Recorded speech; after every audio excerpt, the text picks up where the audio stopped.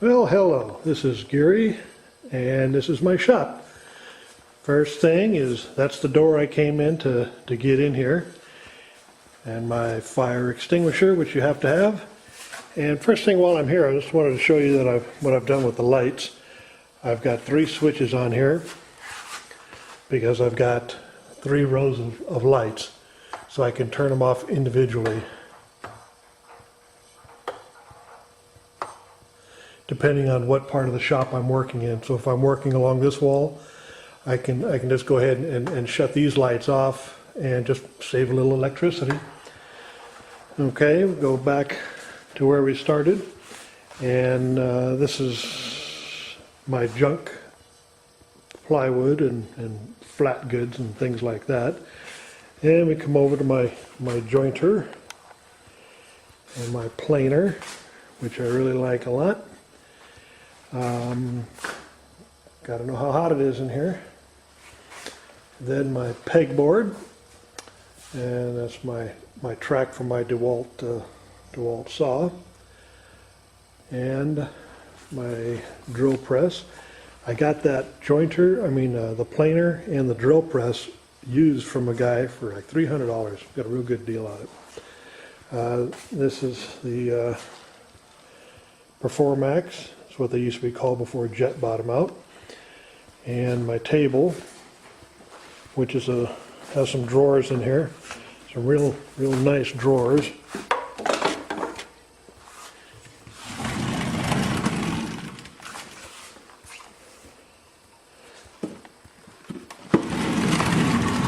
Believe it or not, I got that about 30 years ago at a J.C. Penney's. They were throwing it away. And my little Dremel tool, why I have a microfiche reader out here, I don't know. Up here I have my storage for my veneers. On this corner I have just a bunch of jigs, router jigs, my thing to plane large pieces of wood with the router. That's the office there. I'll get back to that in a minute. Then I've got my Tormek grinder, my lead jig, then my collection of routers and sanders and so forth. And these cabinets work really great because you can keep the dust out of everything. I've got a whole wall of those, and I just put blue tape on there and write down what kind of screws I've got there in case I need any more. I always know what was in that drawer.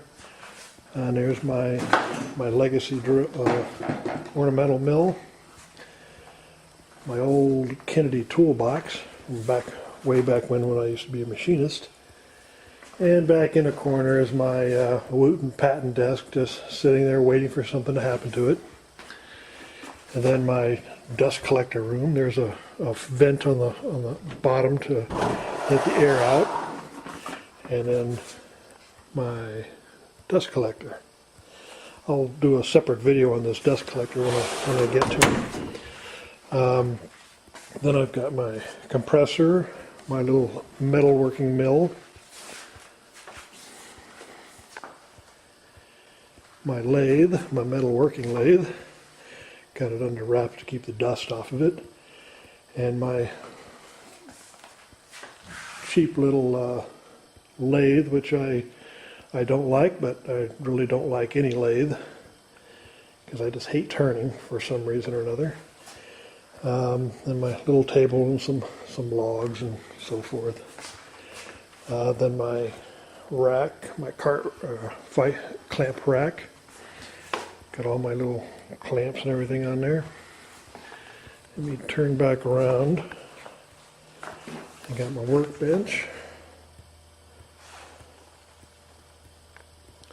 And my attic up there, which is great for storage.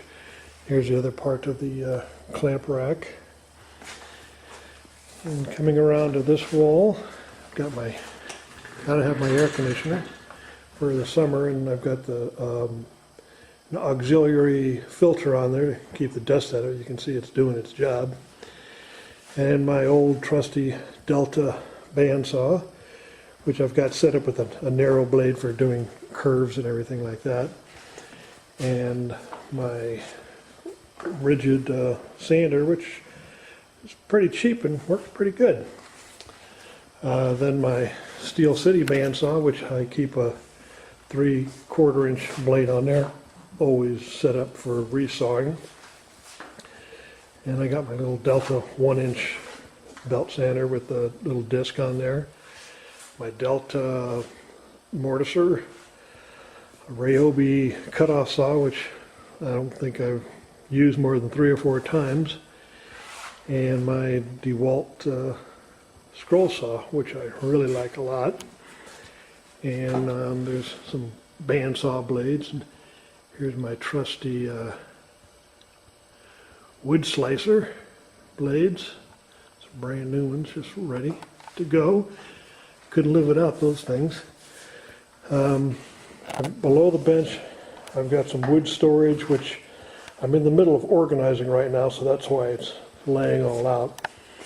And this is probably my most precious piece of wood here. Doesn't look like much now, but that's actually a piece of pommel sapel that you can see part of it that was made into the blanket chest or hope chest. If you look at one of my projects, that's the wood on the top of it.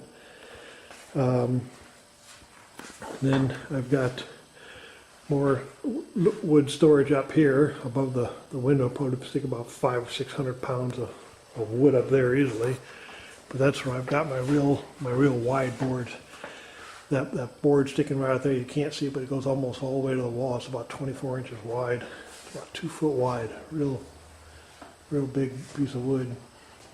And then my miscellaneous storage rack. Like I say, I'm organizing all this stuff because I've got to do something with all my little chips and little pieces of scraps. And there's a 6-inch sander and disc sander, which I haven't used all that much lately. Then I've got all my nice big cool pieces of wood. Got some koa, some quilted maple, some crotch mahogany. There's my boxwood pieces, and here's that Laotian boxwood that I did a little blog about. Back in a corner here is where I keep my 12 and 16/4 mahogany stock. In the middle there is roughly my 8/4 stock, and a whole bunch of 3/4 inch Peruvian walnut. And then back up here, we've got I got a rocking chair there I'm eventually going to fix or finish. Above the door I have more wood up there. I've got my curly maple, bird's eye maple, my European American beech, bunch of mahogany, curly koa, crotch walnut, a bunch of canary wood, Peroba Pernambuco, and some 8/4, what is that, Wenge, Paduke, and Purple Heart, and a bunch more boxwood, a bunch of Swiss pear. Got so much wood I don't know what to do with just yet. And then we come back around to my door where I came in.